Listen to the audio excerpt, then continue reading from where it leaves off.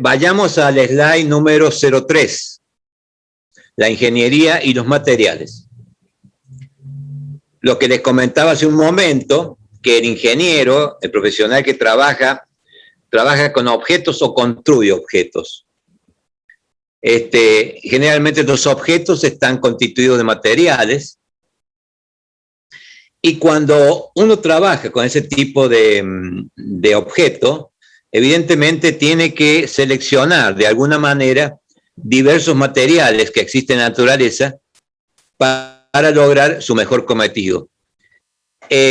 Cuando uno selecciona materiales, es muy útil en esa acción conocer las propiedades de los materiales. Sobre eso es que vamos a trabajar durante todo este año respecto a conocimiento de materiales. Las propiedades de los materiales pueden dividirse entre propiedades mecánicas, propiedades físicas, propiedades químicas, propiedades tecnológicas, etc. El conocimiento para un determinado material, cuando uno lo selecciona, el conocimiento de sus propiedades hará que podamos elegir materiales más adecuados para el fin último que nosotros perseguimos. Vamos al 04, material de ingeniería. Tipos de material de ingeniería. Tenemos diversos tipos de materiales. Algunos de ellos son materiales metálicos, ¿sí? Ahora que... o construyéndolos. Imagínense, ustedes tienen que diseñar una mesa. Seguramente van a tener que trabajar, puede ser con madera, elegir madera, metal o plástico en una de esas. Entonces, esa selección que hace como ingeniero va a lograr el mejor cometido al final cuando el objeto esté listo. Pero también puede ser que ustedes tengan que hacer, no sé, una mezcla, un hormigón para hormigonar, digamos, una construcción, una columna, por ejemplo, y seguramente van a tener que elegir objetos que van a constituir, pues, el cemento, el agua, el árido, para hacer el hormigón. O sea que siempre el ingeniero va a estar seleccionando diferentes materiales y objetos, pero cuando él selecciona, el ingeniero, para tener un mejor resultado, necesariamente tiene que conocer cuáles son las propiedades de esos objetos para que le den el mejor resultado posible al final de la construcción. Es por eso que una de las cosas que estudia esta materia, o comienza a estudiar, son las denominadas propiedades mecánicas, propiedades químicas, propiedades físicas, propiedades tecnológicas. Vayamos al 4. Los materiales de ingeniería se pueden subdividir o dividir en diferentes tipos. Entre otros está ese listado que les pongo allí. Materiales metálicos, materiales poliméricos. Los materiales poliméricos son materiales que en general se dice que es el material plástico, los materiales plásticos, en general, ¿no? Por ejemplo, el caucho del cual está hecha la rueda del automóvil también es un material polimérico. Algo de eso ustedes ya han visto con el ingeniero Mercado en primer año. Materiales cerámicos. Un material cerámico, por ejemplo, puede ser el vidrio de la ventana, puede ser un ladrillo cerámico, un ladrillo común, etcétera. Materiales semiconductores, que generalmente se utilizan en electrónica. Materiales compuestos, por ejemplo, una madera terciada es un material compuesto porque está constituido de 2 o 3 materiales en sí para lograr una tabla de terciado. Otro material específico para la construcción y otros más. O sea, ese es un paneo que después vamos a ir trabajando uno por uno. Generalmente vamos a comenzar con los materiales metálicos en nuestra relación. Vayamos al punto 05. Las propiedades de los materiales, que son tan importantes a la hora de elegir qué materiales vamos a utilizar para nuestra construcción, las propiedades dependen de cada material, dependen de la estructura del material y también dependen a los efectos de construir algo con ese material de la facilidad, de la mayor o menor facilidad que tenemos para procesarlo, para trabajarlo, mecanizarlo de tal forma de lograr nuestro objeto final. O sea que la estructura del material está íntimamente relacionada con las propiedades del material. Lógicamente, y ustedes lo habrán conversado con el ingeniero Mercado el año pasado, hablar de estructura es hablar de estructura atómica. O sea, la estructura más pequeña que confiere después un formato macroscópico es la estructura atómica. Y la estructura atómica de cualquier material está constituida de átomos que a su vez, los átomos, están constituidos de electrones, protones y neutrones. Química. Para ustedes es química, o para nosotros química. Acá en el punto 5, en el slide 6, les he transcripto un esquema en el cual aparece un núcleo de dos colores. Los dos colores se refieren a neutrones y protones, y otros elementos que están girando alrededor de ese núcleo, en los denominados orbitales para química, que son los electrones. El conjunto de núcleo y electrones girando es el átomo.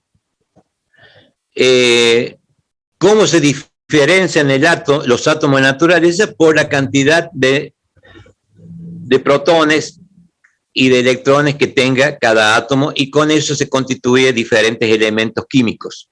Eso lo han visto ustedes con Mercado. A continuación, me he permitido de agregarle una tablita en la cual les pido que ustedes la vean y que va de objetos que pueden ser medidos con la escala de 1 metro aproximadamente, como puede ser el cuerpo humano. Por ejemplo, yo mido 1,80 metros, 1,80 metros o 180 centímetros. Y eso va en degradé, la tabla, para decir, bueno, un 10 a menos 1 metro, o sea que un decímetro, más o menos es la escala con la cual uno puede visualizar una manzana. Una abeja puede estar en el orden de el centímetro, puede ser medida por centímetros. Una hormiga un poquito más chica, ¿cierto? Una hormiga pequeña en el orden del milímetro, y así sucesivamente hasta llegar a los orbitales electrónicos en el costado derecho de esa tabla de relaciones. Fíjense ustedes que acá tenemos, con un 10 a la menos 5 metros, tenemos células. 10 a la menos 6 metros tenemos bacterias. Los virus están en boga, que estamos ahora con el virus del COVID-19. Estamos en el orden de los 10 a la menos 8 metros aproximadamente. Después están las moléculas pequeñas y después el átomo. El átomo está en el orden de los 10 a lo menos 10 metros, que sería un Armstrong. O sea, ese es el tamaño con el cual la naturaleza construye, a partir de esos átomos, construye diferentes objetos o los diferentes materiales que nosotros directamente convivimos, inclusive nosotros mismos. Vayamos al 08. Hablemos sobre algunos, vamos rápidamente acá. Estamos haciendo, les pido yo que ustedes pongan todo de sí para comprender, porque estamos tratando de hacer un resumen de cosas que ustedes ya han visto con el ingeniero mercado en química, particularmente en química, ¿no? Muchas de estas cosas también se ven en física en algún momento. Algunos conceptos sobre estructura atómica. La materia de la cual hablamos hasta ese momento está constituida por átomos, como dijimos. Y generalmente los átomos diferentes se relacionan con diferentes elementos químicos, ¿eh? O sea, los elementos químicos diferentes están constituidos por diferentes átomos. Esos elementos químicos permiten, la diferencia entre elementos químicos, permiten construir lo que nosotros denominamos, y ustedes conocen, las tablas periódicas de elementos, ¿eh? La tabla periódica es una construcción de doble entrada en la cual aparecen los diferentes elementos químicos y los diferentes grupos, y a los efectos de avanzar en el conocimiento de materiales es conveniente que ustedes tengan frescos los conocimientos respecto a la tabla periódica. Generalmente en la tabla periódica hay elementos electropositivos y electronegativos. A continuación les transcribo, o aparece en el 09, aparece la tabla periódica de elementos, que comienzan con hidrógeno a la izquierda, allá en la fila 1, y en la fila última, en la misma fila, pero a la derecha tenemos el helio y así sucesivamente. O sea, todos los elementos están constituidos en la tabla periódica que ustedes tanto han estudiado seguramente el año pasado, ¿eh? Parte de estos elementos lo vamos a ir estudiando inicialmente. Generalmente comenzaremos con metales y después vamos a ir avanzando a la constitución de los polímeros o a la constitución cerámica, etcétera, etcétera. Pero siempre todos los materiales están constituidos de átomos que pueden ser individualizados acá en la tabla periódica. Otro concepto importante que debemos tener, o que ustedes deberían tener frescos los conocimientos, son los conceptos de enlaces químicos. Acá lo único que hago yo inicialmente, los nombro sucintamente, pero considero previamente de que ustedes ya tienen un amplio dominio sobre el conocimiento de qué es un enlace químico, la parte energética, etcétera, etcétera, que lo han visto y cuando aparecen unos enlaces químicos y cuando aparecen otros enlaces químicos, depende qué compuestos se estén conformando. Cuando los átomos forman un enlace químico, solo entran en contacto sus regiones más externas, o sea, generalmente las regiones externas, cuando hablo de regiones externas, son regiones electrónicas, electrones externos del átomo, y algunos de esos enlaces químicos pueden ser reconocidos como enlace iónico, en general, enlace covalente, en general, enlaces metálicos, en general. De todos esos, vamos a comenzar seguramente hablando del enlace metálico que está en rojo. Pero siempre vamos a llegar en algún momento a enlaces covalentes, enlaces iónicos, o sea que es interesante que ustedes tengan fresco para solamente nombrarlo al enlace, pero ustedes saben qué es un enlace covalente, qué es un enlace iónico, o en qué momento se da un enlace metálico. El enlace metálico une átomos metálicos, como su nombre lo indica. En el enlace metálico, los electrones de valencia forman una nube electrónica generalmente,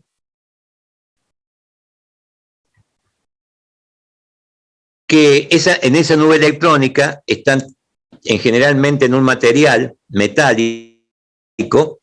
Esa nube electrónica está constituida por los electrones generalmente de valencia de todos los átomos que constituyen ese material, con lo cual ese material podemos decir que está constituido de iones. Recuerden ustedes que los iones no son neutros, o sea, en este caso son iones positivos y nube de electrones. Lógicamente, si sumamos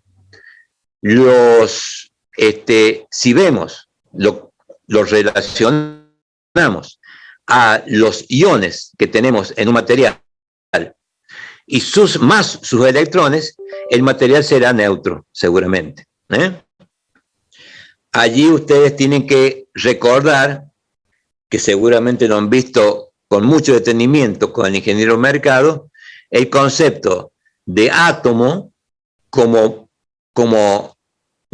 su neutralidad inherente, cuando tiene protones y electrones, el mismo número de protones y electrones, y el concepto de ion, donde hay una falencia respecto a esa estructura anterior, en la cual o hay una sobreabundancia de cargas positivas o una sobreabundancia de cargas negativas. Cargas negativas significa que hay menos protones que electrones. Carga positiva hay cuando hay más protones que electrones. Generalmente los metales, cuando nosotros trabajamos con los metales, seguramente tenemos que tener estos conceptos bastante bien afiatados. Estoy diciendo cosas que tienen ustedes necesariamente que tener en cuenta cuando uno avanza en la materia.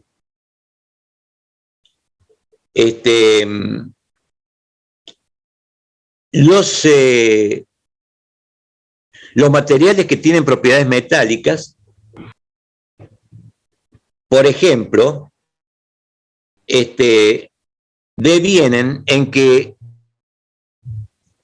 la conductividad eléctrica de esos materiales metálicos son importantes, los valores de conductividad eléctrica. También las conductividades térmicas, o sea, son conductores de electricidad, son conductores de calor, en última instancia. El color generalmente de los metales, que son un color grisáceo, también es un elemento, son elementos, y otros más, son elementos que pueden a nosotros a prima facie decirnos que estamos en presencia de un metal, digamos, en contra de otro material, como puede ser, por ejemplo, un plástico, que la conductividad eléctrica es bajísima, que la conductividad térmica es bajísima, que el color que tiene otros colores. Entonces nos permiten empezar a diferenciar cuándo es un metal o cuándo es otro elemento, otro material que no sea metal. Vamos avanzando. Pasemos a otro concepto que seguramente también ustedes lo han visto. Vamos avanzando rápidamente en conceptos que ustedes seguramente lo han visto. Si consideramos como vinculación energética entre átomos, si consideramos dos átomos que están separados por una distancia infinita y empiezan a ser por alguna fuerza que nosotros podamos imprimirle, una fuerza de acercamiento o una trayectoria que tengan esos átomos, empiezan a acercarse, va a aparecer primero entre ellos como fuerza de interrelación, unas fuerzas que la podemos denominar FA, que son las denominadas fuerzas de atracción, con reacomodamiento de cargas eléctricas. O sea, repito, dos átomos que se están acercando desde el infinito a valores más pequeños de longitud. Aparecen las fuerzas denominadas de atracción, que los van a seguir acercando hasta un cierto punto. Cuando lleguen muy cerca esos dos átomos, la cercanía entre ellos, aparecen otras fuerzas que se denominan de repulsión, o sea, fuerzas que lo que repelen esa acción primera, ese movimiento primero de acercamiento. Generalmente la fuerza de repulsión aparece cuando, dado dos átomos,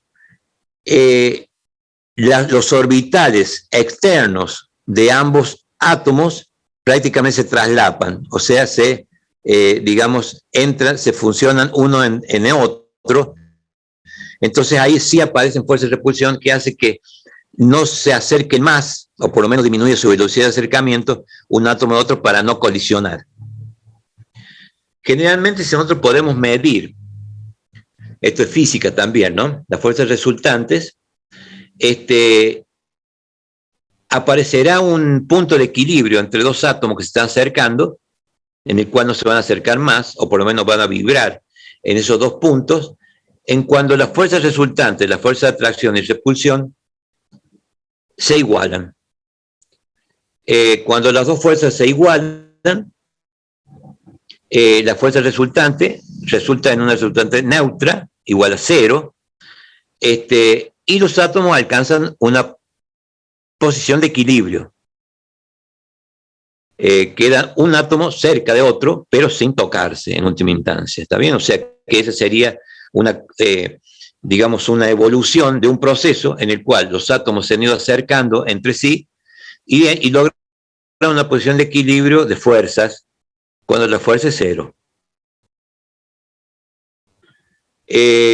A continuación están los diagramas, los esquemas, que aparecen fuerza y distancia, o potencial energético y distancia.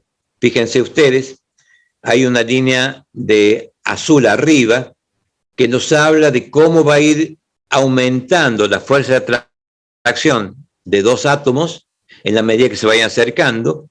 Podemos graficar el azul, el rojo, que aparece después, la fuerza de repulsión, que tiene signo contrario al anterior, es la fuerza de repulsión roja. Si nosotros sumamos ambas fuerzas, va a llegar un momento, haciendo la sumatoria, que vamos a lograr un punto en el cual ambas fuerzas se van a igualar, tanto la fuerza de atracción como la fuerza de repulsión, se van a igualar y, lógicamente, la fuerza resultante, que en este caso va a ser verde, va a tener un valor cero. En ese momento decimos que la distancia R sub 0 es la distancia que va a adquirir los centros de los dos átomos para entrar en equilibrio, para quedar en equilibrio. Eso también lo podemos, y se los dejo a ustedes que lo analicen en su casa, digamos, o a continuación de esta clase, cuando en vez de hablar de fuerza, hablamos de energía de potencial. ¿Está bien? La energía potencial puede ser energía de repulsión o puede ser energía de atracción.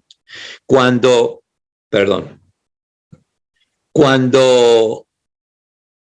ambas, la sumatoria algebraica de energía de repulsión y energía de atracción, llegan a un mínimo, acuérdense ustedes también de análisis matemático, llegan a un mínimo, podemos estar hablando de una energía sub cero que coincide justamente en la distancia a la distancia R sub cero de equilibrio. ¿Está bien? O sea que en el caso de que la energía sub cero sea una energía nula, vamos a estar en el caso de dos átomos en equilibrio. ¿Ok? Eso se lo dejo para que ustedes lo analicen más en la casa. Ambos diagramas se corresponden perfectamente. Esas se denominan curvas de fuerza y energía potencial, que ustedes seguramente lo han visto. Las curvas de fuerza interatómica y energía potencial son los resultantes de la agregación en cada caso de dos o más simples. La fuerza de atracción grafica la variación de fuerza atractiva de electrostática y energía con la distancia, o sea, es el esquema, el gráfico de arriba. El gráfico de abajo, la de repulsión de corto alcance, consecuencia de interacción de los orbitales externos de los átomos con distancia interatómica se reducen, grafica la variación de las fuerzas electrostáticas y energías con la distancia. O sea, fuerzas y energías se pueden dibujar, graficar con distancia, y aparecen dos gráficos, y en los cuales aparece el punto cero de equilibrio que nos dice que nosotros que no podemos llegar más allá de ese punto de equilibrio cuando acercamos un átomo material a otro átomo material. A lo sumo, esos átomos, en vez de estar totalmente a esa constantemente a esa distancia de R sub 0, van a estar en una posición de equilibrio dinámico en el cual van a estar vibrando alrededor de esa posición de R0, ¿está bien? Acercándose un poquito más o alejándose un poquito más de R sub 0, que es el equilibrio dinámico. Bien. Aplicando estas curvas de energía, teóricamente, dos átomos que provienen del infinito y, por ejemplo, se convierten en estado físico, o sea, hay un cambio de estado, suponiendo que esos átomos inicialmente hayan estado en el estado gaseoso, generalmente esas curvas se pueden lograr cuando se pasa átomos de un estado gaseoso a un estado líquido y después a un estado cristalino cuando desciende más la temperatura. También eso lo han visto ustedes con el ingeniero Mercado.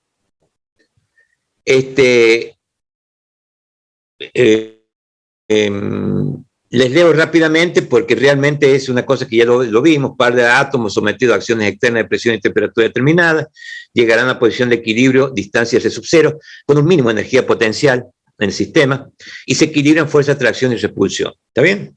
O sea, es lo que sucede cuando uno va acercando dos átomos en la realidad. Dicho todo esto, como un introito, como una introducción, tenemos que analizar los eventos de solidificación de metales. O sea, ¿qué pasa cuando a un metal se le extrae calor y, por ejemplo, está en estado líquido?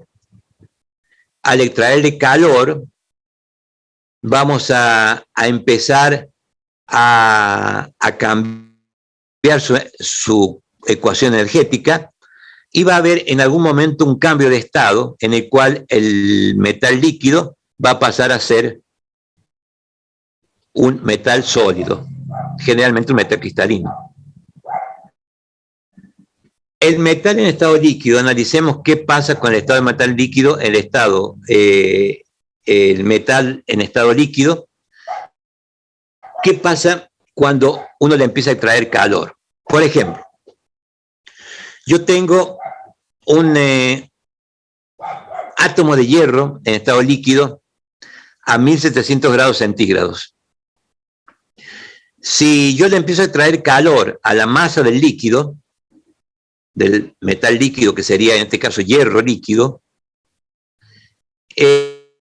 no va a pasar nada hasta que no llegue a una determinada temperatura, en el cual van a empezar a aparecer dentro de la estructura líquida, van a aparecer los llamados núcleos de cristalización. O sea, se van a empezar a encontrar algunos de esos átomos que en el líquido se mueven acercándose o alejándose entre sí y van a quedar presos unos de otros en pequeños denominados cristales.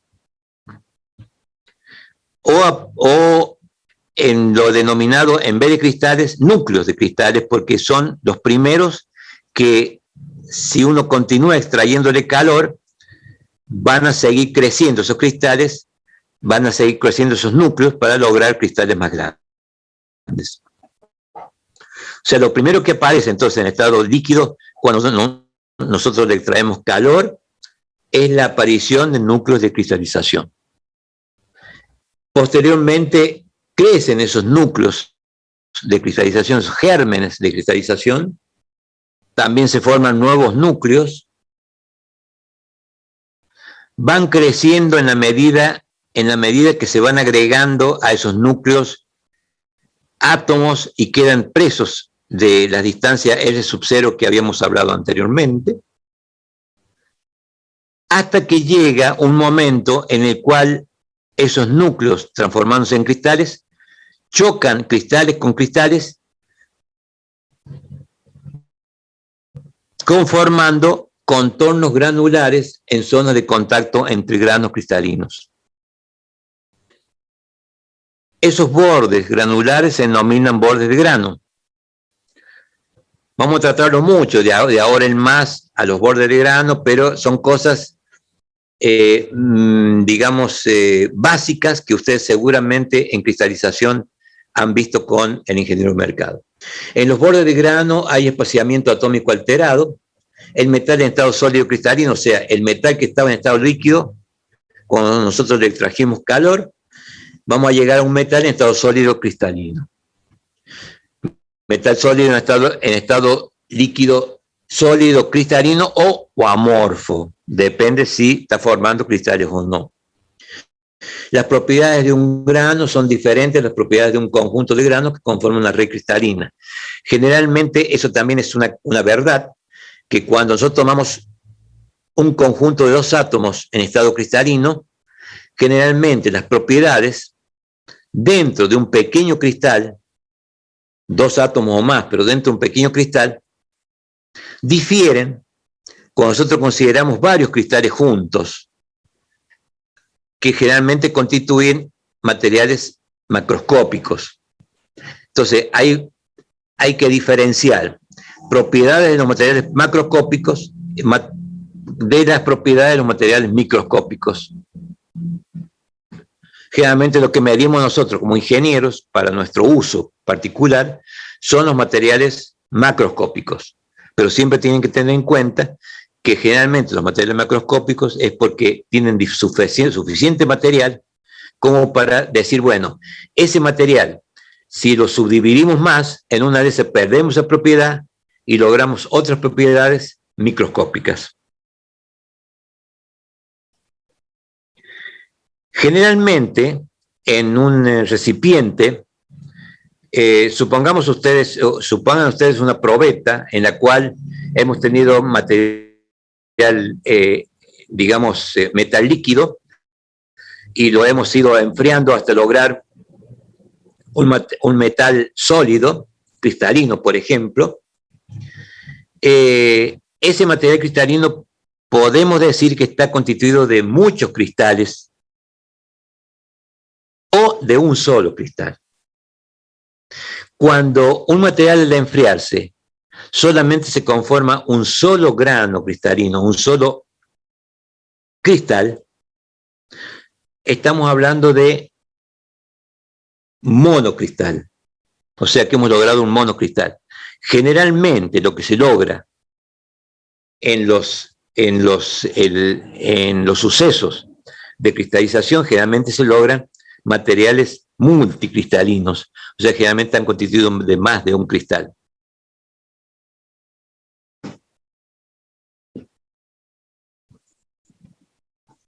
Vayamos ahora a un concepto, vamos entrando lentamente al concepto de cristalinidad. Estructura cristalina. La estructura cristalina es un arreglo geométricamente ordenado de átomos. O sea, los átomos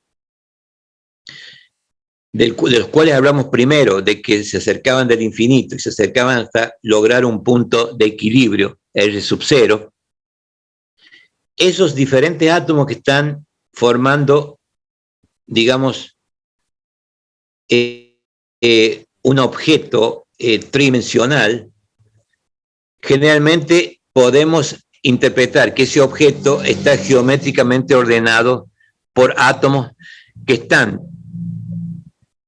distanciados uno de otro, el R sub 0 que vimos inicialmente. Ese arreglo geométricamente ordenado de átomos generalmente es conocida como red cristalina o cristal directamente.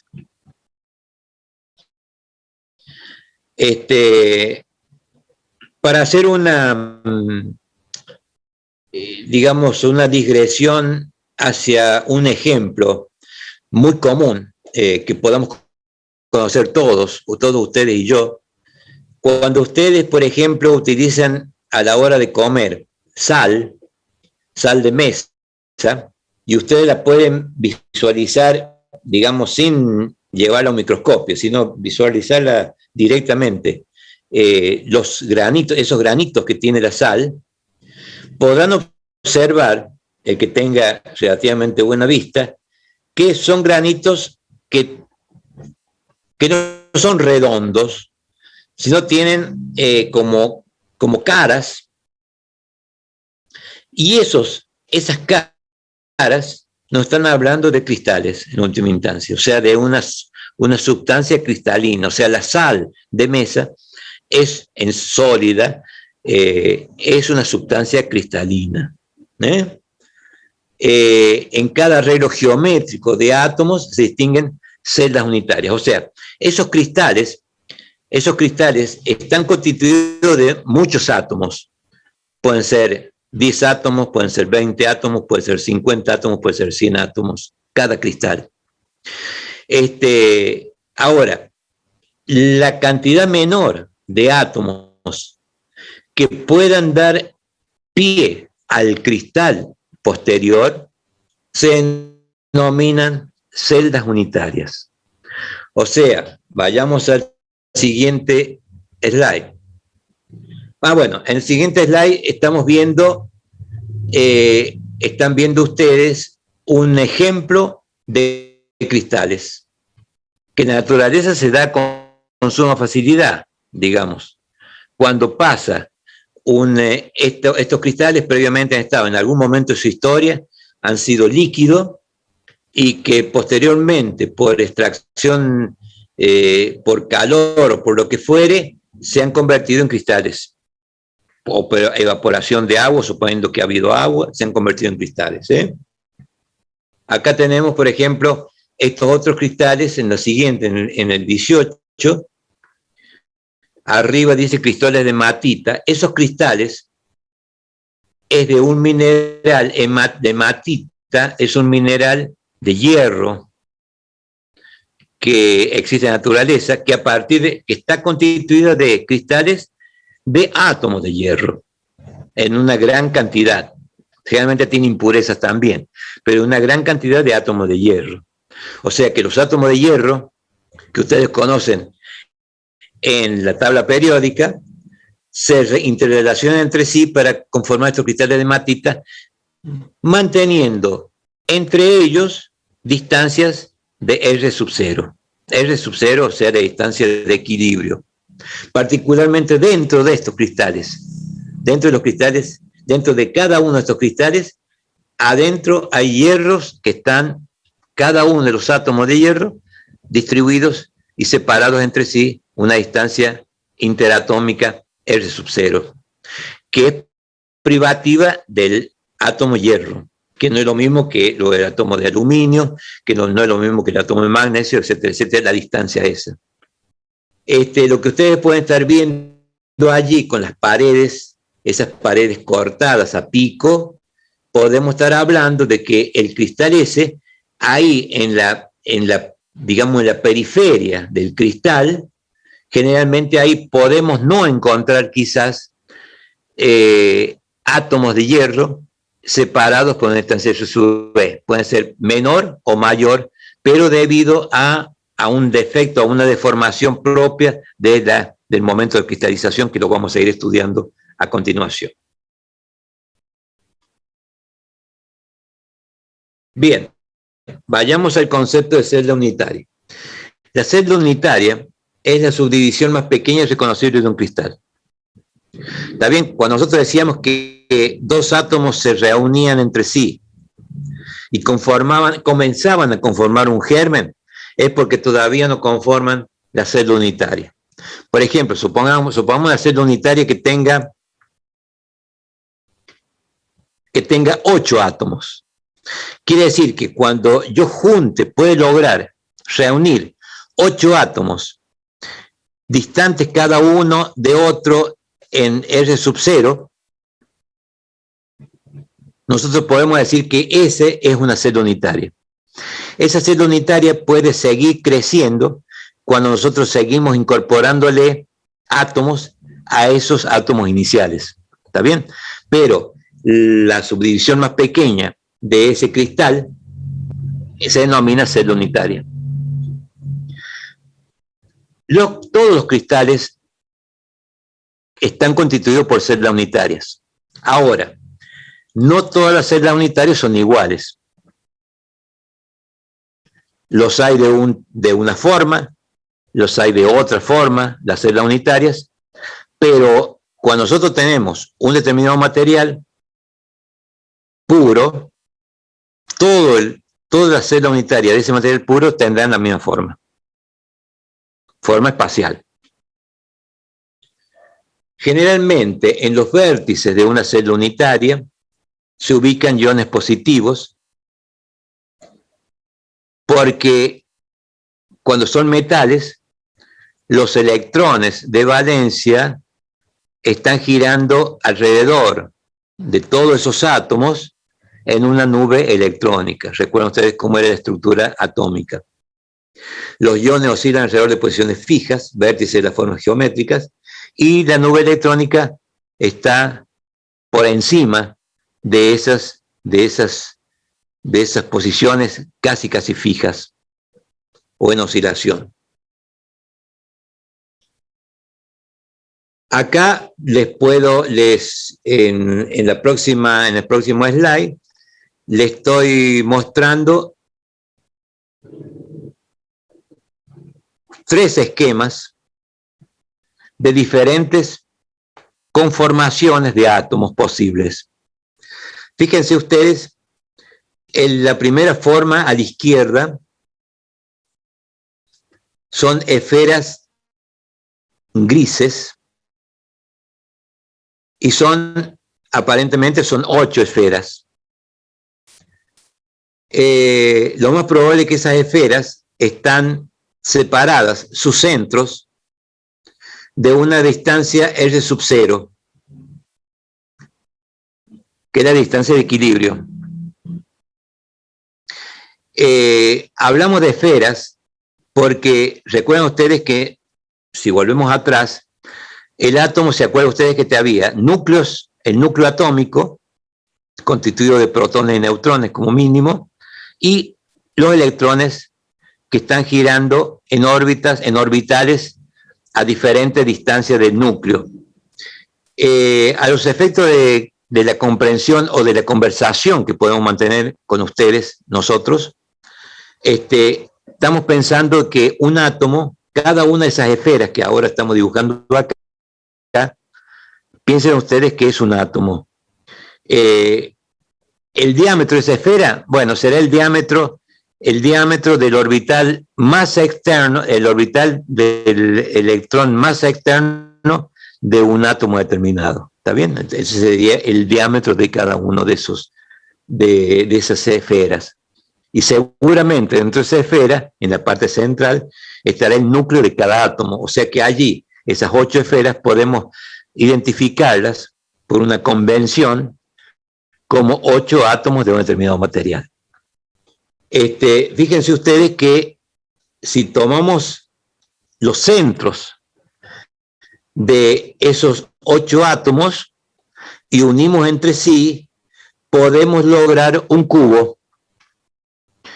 O sea, si unimos los centros de los 4 átomos que están adelante, lograremos un cuadrado. Si unimos los centros de los 4 átomos que están atrás, por la proyección, por la perspectiva, obtendremos otro cuadrado. Y si hacemos lo mismo con la parte de arriba y la parte de abajo, con los mismos átomos, la parte del costado derecho y la parte del costado izquierdo, uniendo centros de átomos, vamos a tener una figura de un cubo. Por eso es que esa organización geométricamente, digamos, configurada, se denomina cúbica. Espero que estén comprendiendo hasta acá, hasta este momento, pero creo que hasta este momento no estoy hablando nada raro respecto a lo que han visto ustedes en química en primer año. Y es como que en esa otra forma, en esa celda tomamos, dentro de ese cubo, solo tomamos la porción de átomos que entra dentro, que sería como un octavo por cada átomo, Sí, ustedes piensen que las medidas, que después vamos a trabajar con medidas, pero piensen ustedes que ese átomo son átomos comunes. Ahora, generalmente, las distancias de equilibrio responden a un R0 que es igual a la distancia entre dos centros atómicos. ¿Está bien? O sea, fíjense ustedes que si toman, por ejemplo, los dos átomos de adelante, los dos átomos de adelante, pero inferiores, hay dos átomos allí. Si ustedes identifican los centros, cada centro es el centro de un diámetro atómico. Entonces, la distancia entre un centro y otro centro es igual a 2 radios atómicos. ¿Está bien? La distancia entre centros. Ahora, si vemos entre la periferia máxima de uno respecto a la otra esfera, seguramente la distancia va a ser 4 radios atómicos o 2 diámetros en última instancia. ¿Está bien? Bien. Ahora, respecto al volumen que está ocupando, consideremos el volumen total, no el volumen del cubo que está adentro, sino el volumen que está o sea, los electrones, acuérdense ustedes que están girando, entonces, ese diámetro atómico que nosotros consideramos ahí, lo consideramos como si fuera sólido, pero en realidad no es sólido, ¿está bien? O sea, puede haber un traslapamiento ahí de un átomo realmente respecto a otro, si nosotros logramos de alguna forma, por alguna solicitación, hacer, digamos, acercar más un centro al otro. Pero lógicamente ahí van a trabajar inmediatamente las fuerzas de repulsión sobre las fuerzas de atracción y seguramente se van a tratar de separar. También eso lo vamos a ir viendo de a poquito. Bueno, en este momento lo único que les quiero decir yo es que cómo se reconoce la celda unitaria en este caso, o cómo le podemos dar un nombre a esa celda unitaria, como una celda cúbica, porque está constituida de 8 átomos, en este caso, 8 átomos que si no tenemos más átomos son 8 átomos, y generalmente las dimensiones de esa celda unitaria serán dimensiones que responden a R sub 0. Las dimensiones reales de los 8 átomos es mayor, ¿está bien? De todas formas, lo vamos viendo. Y generalmente lo representamos así como aparece en la representación de abajo, en la cual hay un cubo, en la cual cada vértice del cubo, 8 vértices, tiene un punto más oscuro que está hablando de que allí está el centro. Por lo menos sabemos que ahí está el centro de cada átomo relacionado entre sí. Fíjense ustedes que ahí hay una distancia R sub 0, distancia entre átomo y átomo, entre centro de átomo y centro de átomo. Y también, seguramente en un cubo, ustedes verán que todos los ángulos de los lados que podemos dibujar están a 90 grados. ¿Está bien? O sea, así podríamos quizá identificar. Si yo les dijera a ustedes, dibújenme una figura que tenga 8 vértices, separados cada vértice del otro R sub 0, y con ángulos de 90 grados, es muy probable que ustedes lleguen a dibujar un cubo, no un paralelepípedo. Van a dibujar un paralelepípedo, pero es cúbico también, ¿no? O sea, pero no van a tener lados diferentes, sino todos los lados iguales, y todos los ángulos van a ser de 90 grados. Ya vamos a ir avanzando más en este tema y seguramente cuando tengamos que volver sobre uno de ellos, volvemos sin problema. Otro concepto.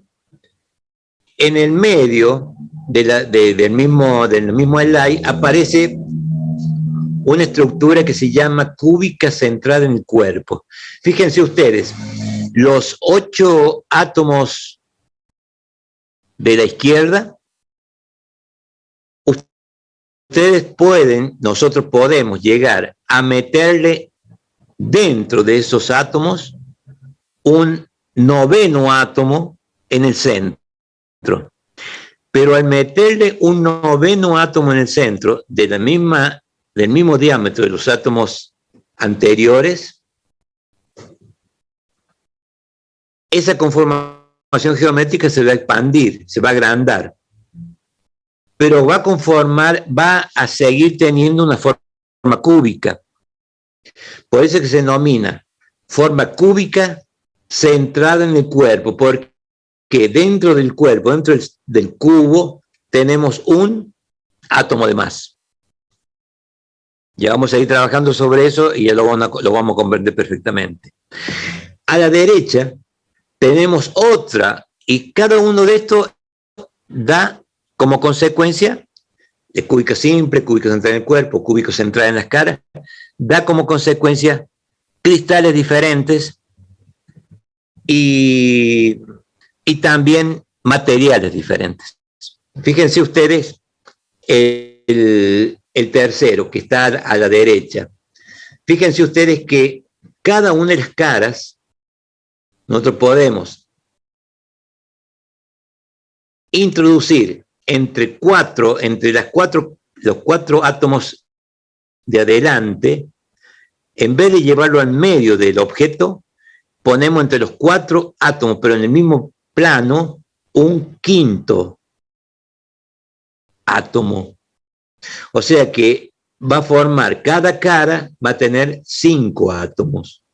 5 átomos la cara anterior, 5 átomos la cara posterior, 5 átomos la cara de la derecha, 5 átomos la cara izquierda, 5 átomos la cara superior y 5 átomos la cara inferior.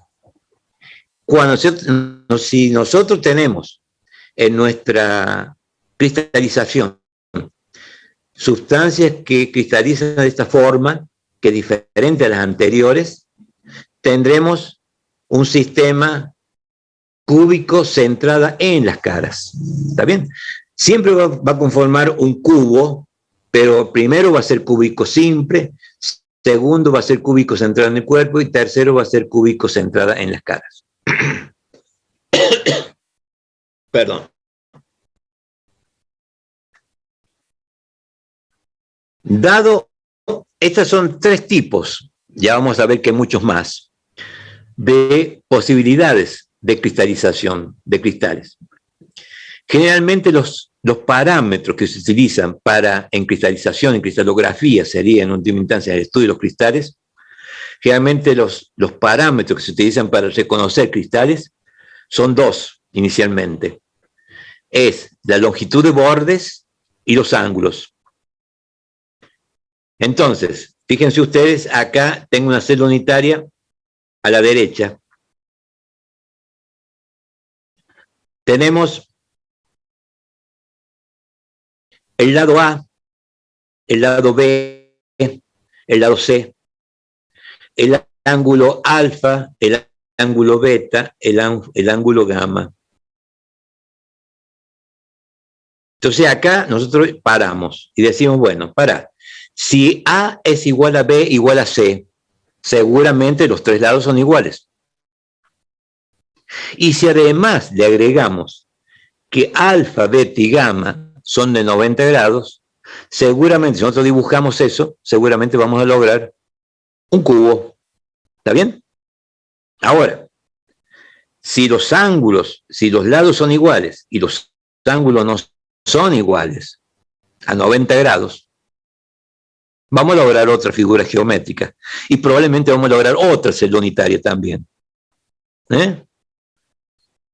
Aparte, antes de salir de este slide, vean ustedes que hay una acumulación de celdas unitarias a la izquierda, en la cual hay una que son muchas grises y hay una roja. Piensen ustedes que esto es un cristal constituido de muchas celdas unitarias iguales. ¿Está bien? O sea, eso realmente es el esquema simplificado que tenemos allí. Es como si fuera un cristal constituido de, veamos acá, 6 celdas unitarias arriba a la derecha, que multiplicados por hacia abajo tenemos 7 celdas unitarias. Lo mismo acá para el otro lado, 7 celdas unitarias y 6 celdas unitarias hacia arriba, como tipo techo, pero todo está configurando una estructura que va a tener muchas más celdas unitarias adentro. Entonces habría que ver cuántas celdas unitarias tiene ahí, es fácilmente reconocible. Habría que multiplicar 6 por 6, 36, multiplicado por 7, y me daría la cantidad de celdas unitarias que tiene este cristal espacialmente hablando. Continuemos.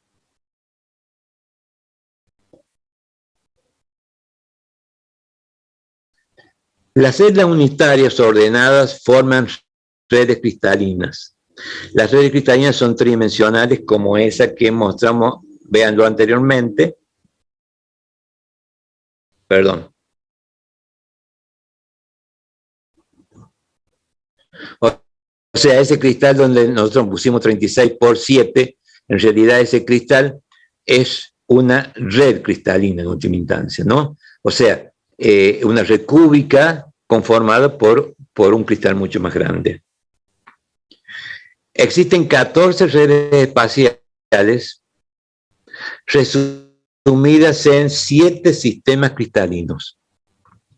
Si ustedes buscan, estos son tipos, situaciones que uno puede encontrar en la naturaleza. Hay sistema cristalino triclínico, sistema cristalino monoclínico, sistema cristalino ortorrómbico, sistema cristalino tetragonal, sistema cristalino romboedral o trigonal, sistema cristalino cúbico, sistema cristalino hexagonal. Ubiquemos acá de todos estos el cúbico que algo hemos estado viendo, de cúbico. O sea que cúbico es un sistema cristalino con formato cúbico. Pero ese sistema cúbico reconoce, ya desde el vamos le estoy diciendo, 3 redes cristalinas. El sistema cúbico está constituido por 3 tipos de redes cristalinas. El sistema cúbico simple, constituido por la red simple. El sistema cúbico constituido por cúbico centrado en el cuerpo. Y también va a ser cúbico el cúbico centrado en las caras. O sea, fíjense ustedes que un solo sistema de esto nos va a dar 3 tipos de redes espaciales. Así sucesivamente, los otros también nos van a dar, van a ser 7, estos 7 que he nombrado, sistemas cristalinos, que en su totalidad van a dar 14 redes espaciales. A continuación ustedes pueden ver, bueno, a continuación llegamos a la ley 24. Ahí están todos representados los sistemas cristalinos y 14 redes cristalinas. El primero que han representado acá es el sistema cristalino cúbico, constituido por cúbico simple, cúbico centrado en las caras y cúbico centrado en el cuerpo. ¿Está bien? O sea que acá tienen, aparte centrado en el cuerpo, o tienen los 8 átomos que están en los vértices, más un átomo central. En cambio, el cúbico centrado en las caras tiene los 8 átomos en los vértices, y cada cara tiene un átomo más. como son 6 caras en un cubo, seguramente vamos a poder estar hablando de 14, están interesados ahí, en esa celda unitaria, 14 átomos. Y en el cúbico simple tenemos 8 átomos. Fíjense más abajo, otro tipo de sistema. Tetragonal simple, tetragonal centrado en el cuerpo. Fíjense que ustedes que acá que los lados no son iguales, aunque son de 90 grados. Hexagonal. Observen ustedes cómo es el hexagonal. Ortorrómbico simple.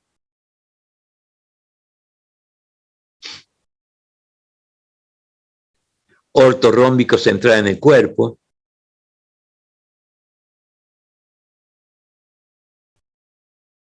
Ortorrómbico centrado en las caras. Ortorrómbico centrada en las bases, digamos, y centrada en las caras. Les dejo a ustedes la inquietud de cómo diferencian, por ejemplo, el tetragonal simple del ortorrómbico simple. Entren ustedes en internet y lo van a poder averiguar. Después está la romboédrica más abajo. Monoclínica simple. Monoclínica centrada en las bases.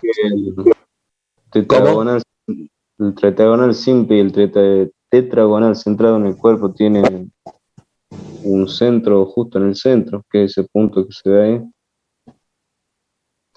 Bueno, lo vamos a tratar de responder rápidamente acá, pero les pido que lo vean ustedes en internet posterior, en los libros. Fíjense ustedes acá, no se lee muy bien, en el siguiente, en el slide 25, está el tetragonal. El tetragonal tiene ángulo de 90 grados y lados, 2 lados iguales, que formarían cuadrado, y un lado desigual. ¿Está bien? Ese sería el tetragonal. El ortorrómbico tiene ángulos iguales y los lados son desiguales. ¿Está bien? O sea, no es que tengan 2 lados iguales y uno desigual, sino tienen los 3 lados desiguales. ¿Ok? Ya, o sea, cuando ustedes lo vean, lo empiezan a ver, van a observar ustedes que realmente hay una diferencia, digamos acá, en este caso, por ejemplo, si reconocemos los lados como ABC, A será diferente a B, diferente a C en el ortorrómbico. En el tetragonal probablemente tengamos A igual a B diferente a C.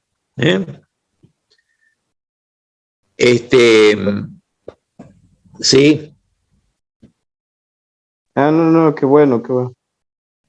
Bueno, de todas formas, esto lo tienen que ver con detenimiento. Ahora estamos realmente haciendo una especie de paneo, y yo creo que ya esto creo que ya no lo han visto con el ingeniero Mercado, pero es un tema que la naturaleza, en general, cuando pasa una materia líquida a solidificarse, hablemos de cualquier mineral o los metales en sí, forman en su cristalización, en su solidificación, forman celdas unitarias de este tipo, de algunos de estos tipos. En general podemos decir que de estas 14 redes cristalinas, solamente los metales cristalizan en cúbica centrada en las caras, en cúbica centrada en el cuerpo, o sea, en esos 2 sistemas cristalinos, en ese sistema cristalino, pero en cúbica central en el cuadro y cúbica central en el cuerpo, y en hexagonal. Esos 3 que están a la derecha arriba, esos son aparentemente, digamos, o en general, casi a su totalidad, son cristales que devienen de la cristalización de metales líquidos cuando pasan a ser sólidos cristalinos. Fíjense, todos los otros existen en la naturaleza, pero generalmente no son metales. ¿Está bien? Generalmente la parte cerámica es otra cosa. Bien. De todas formas, esto, chicos, ustedes lo habrán pasado, lo hemos pasado en 7 minutos, 8 minutos, pero esto es todo cristalografía, es un tema que el estudio de la cristalografía en general responde prácticamente a una carrera como la de ingeniero, o sea, para estudiarla. O sea, es bastante amplia y complicada. Nosotros lo único estamos medio como viendo, raspando una superficie de un conocimiento que es mucho más amplio cuando uno se mete en la temática esta. Y la interrelación de los átomos entre sí dentro de las celdas y fuera de las celdas, etcétera, etcétera. Todos los cristalinos responden a uno de estos 7 sistemas cristalinos. Sí, escucho. ¿Alguien preguntó algo? Bien. No, profe, nada. Continúo. No, les comento que nosotros estamos como raspando una problemática que es mucho mayor, digamos, para estudiar, ¿no? Para meterse, digamos, como especialización.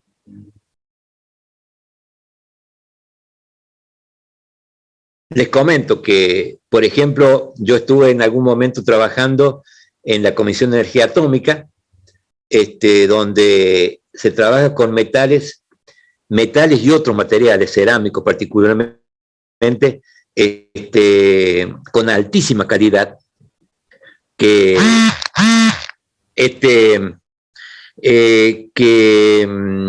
altísima calidad, que es calidad atómica, digamos, calidad nuclear, que no podemos errarle ahí, porque si no, una estructura tal como la conformación de una bomba atómica o la conformación de una central nuclear puede estar fallando y puede pasar lo que pasó en Fukushima o lo que pasó en Rusia con la explosión de la central nuclear. Entonces hay que trabajar prácticamente con estas estructuras en grado totalmente cuidado y cualquier imperfección que tenga y no conocida por los especialistas que están trabajando allí, evidentemente puede venir en una desastrosa situación para el medio ambiente. O sea que realmente esto que nosotros estamos viendo acá es medio como un comienzo de una cosa, que cuando uno se mete en esta temática, evidentemente profundiza todo lo que quiera, prácticamente, ¿no? Bueno, es una digresión para hacerle ver que esto es una cosa muy útil cuando se trabaja a niveles atómicos. Inclusive en nanotecnología, que son disciplinas nuevas, la nanotecnología, o sea, tecnología que se está moviendo ahí en el orden de los 10 a la menos 9 metros, o sea, cerca del tamaño de los átomos. Evidentemente también cristalografía es algo muy, muy importante. Bueno, continuamos. Analicemos un poquito más la red cúbica simple. Fíjense, la red cúbica simple está constituida ahí, lo que yo les dije, cómo era la distancia está es la distancia de equilibrio que está entre centro y centro, como es reconocible una red cúbica simple del sistema cúbico. Solamente para que lo tengan ya, digamos, como un elemento de repaso de lo que hemos visto. Vayamos a otro. La red cúbica centrada en el cuerpo. La red cúbica centrada en el cuerpo, fíjense ustedes el cubo, los dos vértices están ocupados por azules, a la izquierda arriba, a la derecha abajo, y está en el centro otro átomo, en el centro. ¿Está bien? O sea que evidentemente acá los átomos se tocan a lo largo de la diagonal del cuerpo del cubo. ¿Está bien? Del cubo. Otro es red cúbica centrada en las caras. Los átomos entran en contacto a lo largo de la diagonal en la cara del cubo. ¿Está bien? O sea que tenemos, esto es una cara del cubo nada más. Tenemos 4 átomos, los externos, que están en cada vértice del cubo, y hay un átomo en el medio de la cara. ¿Está bien? Y lógicamente ahí ustedes verán que la diagonal esta es igual a 4 veces el radio atómico o 2 veces el diámetro atómico.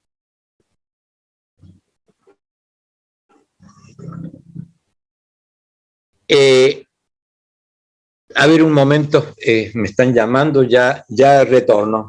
Ya la próxima voy a traer un vaso con agua acá. Dice teoría adicional. Fíjense ustedes, son diferentes ejemplos que ustedes los van a trabajar con el ingeniero Gracia, estos conceptos como número de átomos por celda unitaria, factor de empaquetamiento, etcétera, en el práctico que corresponde a esta unidad temática. Por ejemplo, dice número de átomos por cada celda unitaria. A ver, les voy a pedir que ustedes piensen y me contesten. Dice, ejemplo, estructura BCC. BCC es cúbico centrada en el cuerpo. El término BCC deviene del inglés. B larga es body o cuerpo en inglés. Cúbico centrado, o sea, CC cúbico centrado. O sea que generalmente lo reconocemos a una estructura BCC como una estructura cúbica centrada en el cuerpo. ¿Recuerdan ustedes cuál era la cúbica centrada en el cuerpo? Era que tenía 8 átomos cada vértice y uno en el medio. Era 8 átomos, o sea, uno en cada vértice y un átomo en el medio. ¿Y no entrarían 3 medios? No. Estamos hablando de una sola celda unitaria. Ya después vamos a llegar a lo que usted me está diciendo. Tomemos una sola celda unitaria. Esa celda unitaria está constituida, retrocedamos un poco, cúbica centrada en el cuerpo, retrocedamos hasta la slide 27. Tenemos el cubo, una sola celda. En cada vértice, que son 8 vértices del cubo, tenemos un átomo. Y dentro del átomo, en el medio de esos átomos, hay un átomo más. ¿Está bien? O sea que si nosotros tomásemos esa celda unitaria en forma totalmente separada de otras celdas unidas a ella, estaría constituida por 8 más 1, 9 átomos. ¿Está bien? Eso, si fuera una sola celda unitaria. Si fuera una sola celda unitaria. ¿Está bien? Ahora, el problema es cuando está junto con otras celdas. Entonces, los vértices de las celdas son 8. Cada vértice es compartido por 8 celdas. Fíjense ¿se acuerdan ustedes que vimos ahí una estructura tipo pared, en la cual había celdas unas al lado de otras, para arriba, para abajo, para los costados, para todos lados? Una celda de esas está como compañera, tiene otras celdas, pero que está compartiendo átomos en última instancia. Entonces, supongamos un átomo que está en el vértice de una celda, pero ya en un conjunto de celdas unitarias. Piensen ustedes que ese átomo va a tener celdas atrás, va a tener celdas adelante, celdas a los costados. Entonces, cada vértice de ese átomo va a pertenecer a 8 celdas unitarias. Si ustedes hacen el dibujito, seguramente van a hacer 4 cubos, van a tener que hacer 4 cubos arriba, adelante, 4 cubos atrás. Y en el centro va a haber un átomo. ¿Comprenden?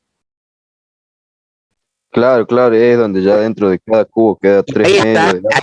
Ese átomo que está compartido por 8 celdas unitarias, ¿cuánto le pertenece a una celda unitaria? Nada más, 1/8. Porque 1/8 por 8 pedazos va a ser el átomo completo. Y con el del centro ya queda... Y con el centro va a ser otro más. Pero espere un momento, no lleguemos al centro. Cada vértice va a ser 1/8. Cada vértice.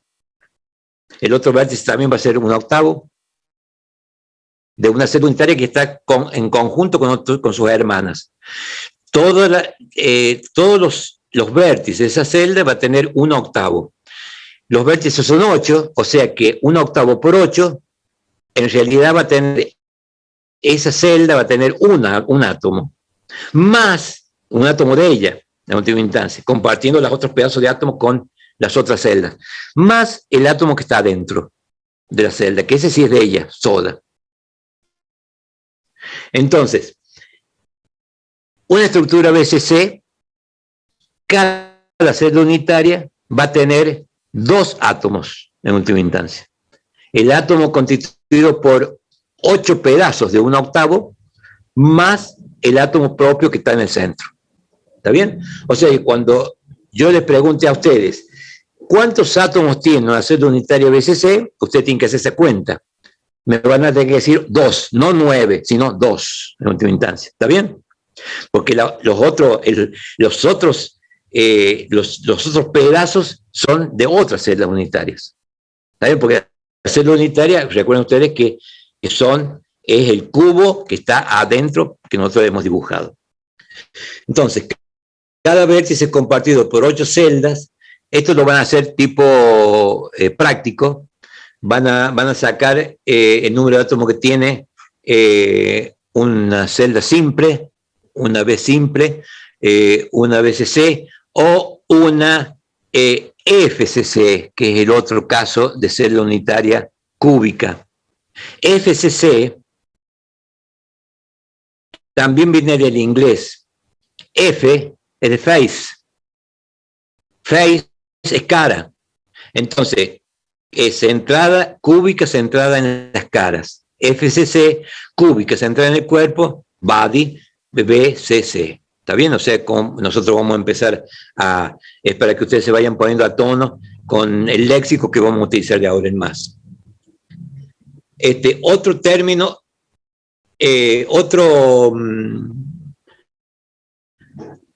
otra teoría adicional.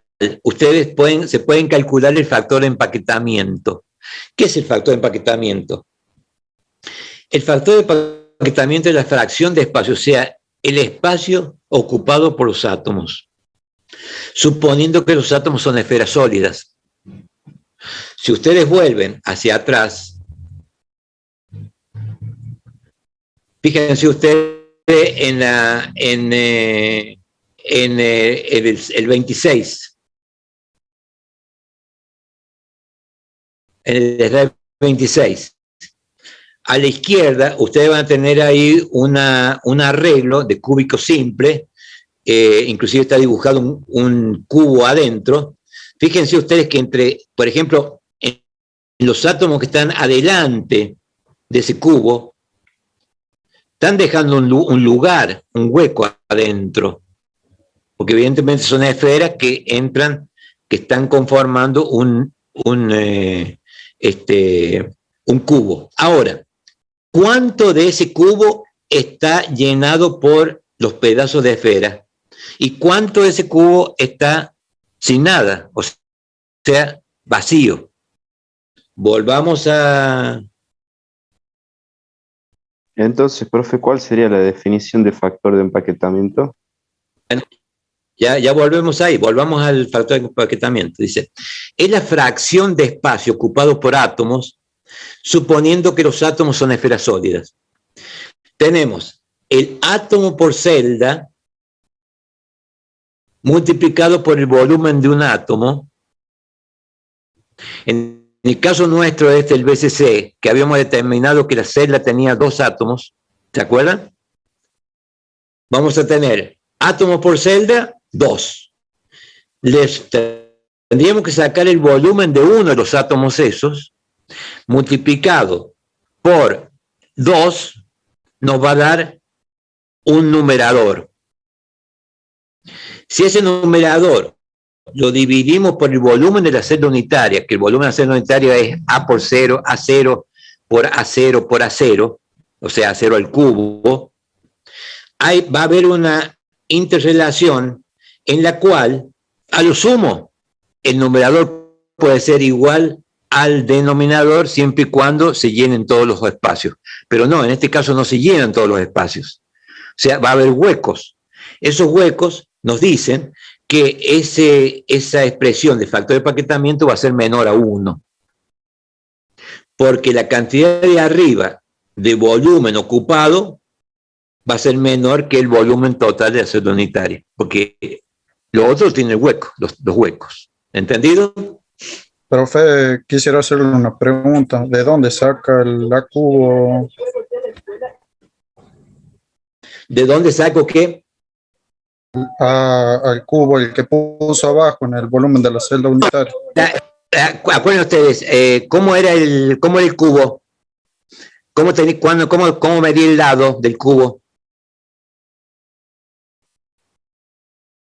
Supongamos que el lado se medía... No, el lado del cubo. Cuando usted dibuja un cubo... Los tres lados son iguales. Claro, son iguales. Pero uno de ellos es, por ejemplo, que se llame A0, ¿cierto? Que lo hemos estado viendo. Ahora, si usted multiplica A0 por A0 por A0, va a sacar el volumen del cubo. Supongamos. Claro, profe. ¿Está bien? Sí, Supongamos sí, que tenemos... Entendido. Bueno. Supongamos, tenemos un cubo de lado 2.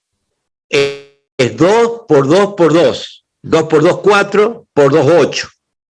8 es igual a 2 al cubo. ¿Está bien? ¿Entendido? Bien. Sí, profe, gracias.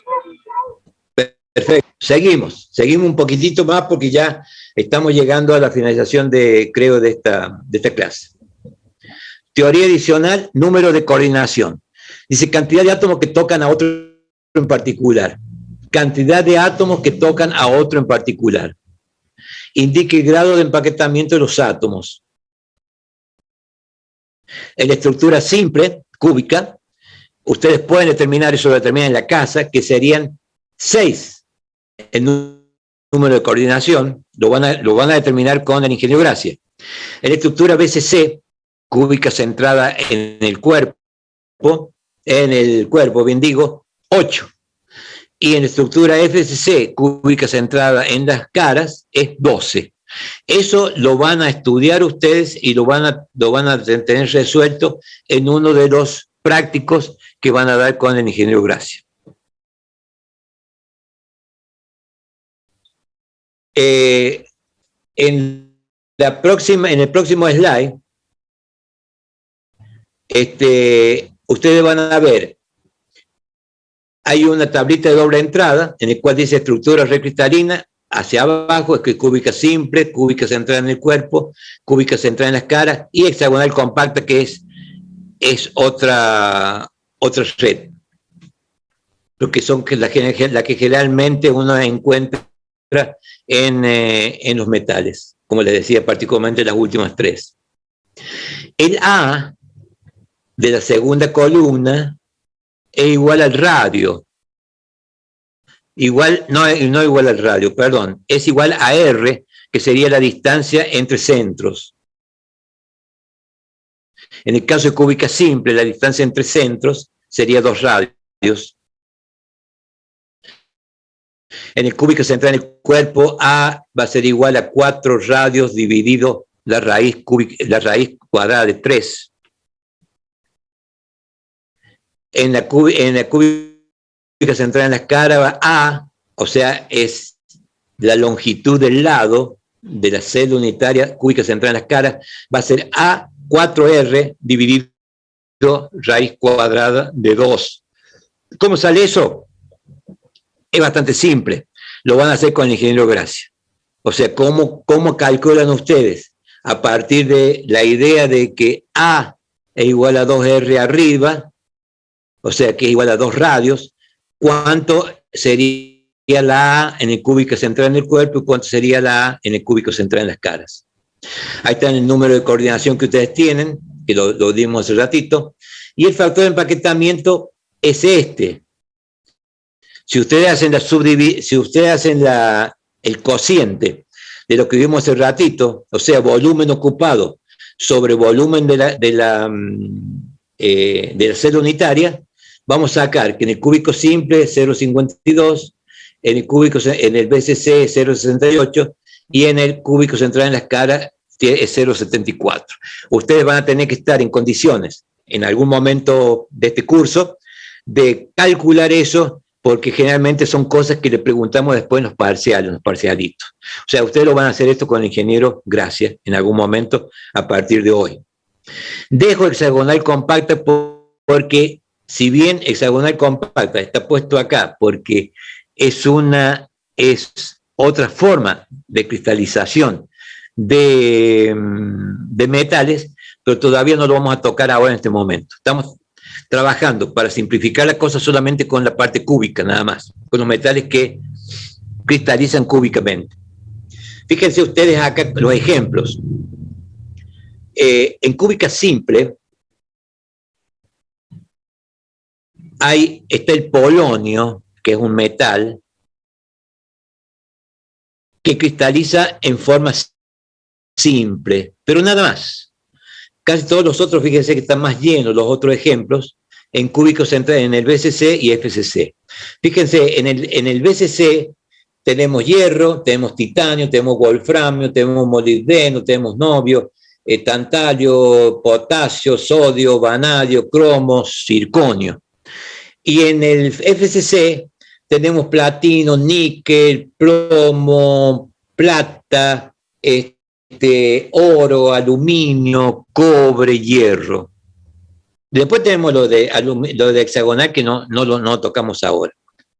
O sea que estos que están en azul son metales y que cristalizan de una u otra forma cuando pasan del estado líquido al estado sólido. Observen ustedes ahí, o el que lo haya observado 2 o 3 veces a esto, que el hierro, que es el metal, digamos que por excelencia que nosotros vamos a tratar en estos próximos meses, el hierro aparece como que cristaliza BCC, pero también puede cristalizar como FCC. O sea, es algo raro. O sea, a veces cristaliza con cúbico centrado en el cuerpo y a veces cristaliza en cúbico centrada en las caras. Fíjense si ustedes observan mejor también eso.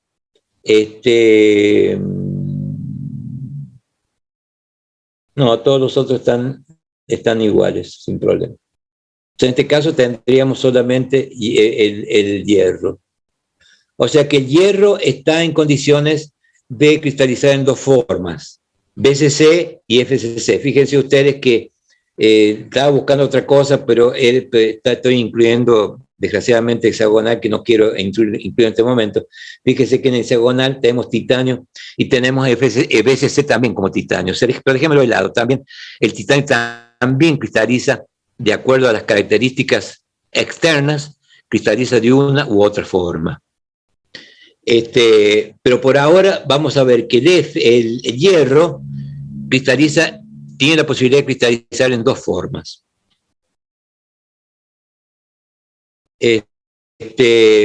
Vayamos un poquito más, ya vamos a volver sobre esa cristalización, digamos, exótica del hierro. Hay otros metales más, pero el hierro, particularmente en este caso, que cristaliza según las características externas en FCC o BCC.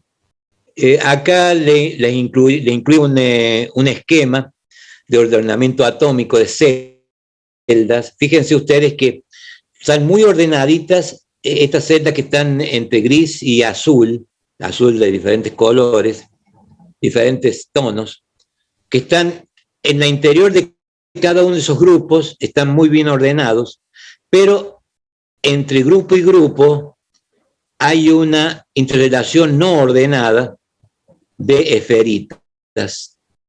Eso nos da la idea de cómo aparecen los bordes de grano, que es el concepto o sea, supongamos que el gris clarito es un cristal que viene creciendo hacia la derecha, hacia abajo. Se encuentra con los otros tres. Mientras no se encuentra con los otros tres, está creciendo casi idealmente, uno al lado de otro, repitiendo distancia, digamos, entre átomos, distancia entre centros atómicos, etc. Pero cuando choca contra otro cristal que también está creciendo, ahí es cuando aparece un problema. Esos problemas de falta de homogeneidad en el lugar de la interfase de choque se denomina borde de grano, que lo vimos anteriormente, ¿está bien? Y el borde de grano no responde a esa idealidad de que uno está al lado de otro ordenadamente. Ya vamos a volver sobre eso. Y al lado es una fotografía de un acero inoxidable con determinado aumento, donde aparecen los límites de granos, los granos y límites de granos en muestra de acero inoxidable. O sea, lo que está a la izquierda, pero generalmente al microscopio se observa cómo está a la derecha. Pasemos. Volvamos al problema del hierro. Bueno, decimos esto y volvemos, no los quiero distraer más que el tiempo explicitado hasta las 10:15, pero se los leo rápidamente y vamos a volver sobre esta slide la próxima clase. Esa condición que el hierro puede existir en la naturaleza como FCC y BCC, o sea, con dos formas de cristalización, con dos sistemas de cristalización, se llama alotropía. O sea, el hierro es una sustancia alótropa. Algunas sustancias existen en más de una forma de red espacial. O sea, el hierro responde a la red espacial BCC y a la red espacial FCC. Ejemplo 1. El hierro se presenta en estructura BCC o FCC en función de su temperatura. Ya lo vamos a ver en la próxima clase. O sea, nosotros cuando cristalizamos un hierro y empezamos a bajar la temperatura, va a haber momentos en los cuales el hierro va a ser FCC, si bajamos más temperatura va a ser BCC y viceversa. Ya lo vamos a ver en la próxima clase con más detenimiento. Ahí le pongo otro ejemplo. El titanio, como le dije recién, se presenta en estructura hexagonal a baja temperatura y FCC a los 822 grados centígrados. ¿Está bien? O sea que también es un alótropo. Ejemplo 3. El carbono se presenta como diamante a veces, con la estructura cristalina. El diamante tiene una estructura cristalina FCC. El carbono no es metal, ¿está bien? Pero es un elemento de la naturaleza, muy importante. Pero cuando cristaliza el carbono con estructura cristalina FCC, se forma el diamante, que es durísimo. Sabemos que es uno de los materiales más duros de la naturaleza. O como grafito, en estructura hexagonal. Fíjense que ustedes que el grafito, profe, es un material. Sí. ¿La estructura afecta la dureza de los materiales? Y uno tiene tal estructura. Justamente estaba por decir. El grafito tiene una estructura hexagonal. Y el grafito es el que haya trabajado con aceites, por ejemplo, el aceite grafitado o el grafito del lápiz. Lógicamente, ese grafito del lápiz está constituido por grafito y arcilla, por eso es durito, pero a veces ustedes tienen diferentes graduación de dureza en los lápices, es porque modifica la cantidad de grafito que hay respecto a la arcilla. Nada que ver con el diamante, ¿está bien? O sea que, pero los dos son carbono en última instancia, pero están organizados de diferentes maneras. El grafito tiene una estructura hexagonal, son como hexágonos que flotan uno en otro y se vuelve, macroscópicamente hablando, se vuelve muy, muy suave al tacto. En cambio, el diamante es irreductible, o sea, uno no lo puede modificar el diamante porque la posición de los átomos y de las diferentes capas de diamante son irreductibles, o sea, por eso es tan duro. O sea que, fíjense ustedes que esa dureza depende, la propiedad de dureza, depende de cómo se distribuyen los átomos, de la estructura atómica. Volveremos sobre esto. Desgraciadamente estamos cortando lo de hoy. Fíjense ustedes, yo pongo otra cosa acá. Digamos, el carbono se presenta como diamante, como grafito en estructura hexagonal, o también como fulereno, que son carbonos que uno lo ha reconocido cuando ha trabajado con nanotecnología. Por ejemplo, 60 átomos de carbono, o como nanotubos, monocapas de grafito. O sea que hay diversas formas en las cuales se presenta el grafito carbono, o sea, no se modifica el término carbono, pero sí se modifica su estructura, cómo está interrelacionado con sus hermanos, y da diferentes estructuras, de diferente dureza o blandura en última instancia. Bueno, les dejo esto, digamos, en suspenso, porque si ustedes analizan el siguiente, van a ver lo que nos estamos charlando ahora nosotros, ¿cierto? O sea, cómo la estructura del diamante, cómo la estructura del grafito, etcétera, etcétera. O sea, volveremos sobre esto en la próxima clase, chicos. Espero que haya sido, digamos, por lo menos un porcentaje grande de la clase comprendida por ustedes, pero siempre les sugiero que ustedes estudien entre semana y semana, estudien lo que le estamos dando y que vayan a bibliografías pertinentes también, porque es un curso muy largo y el que deja sin ver las primeras clases generalmente tiene muchos problemas para las clases subsiguientes.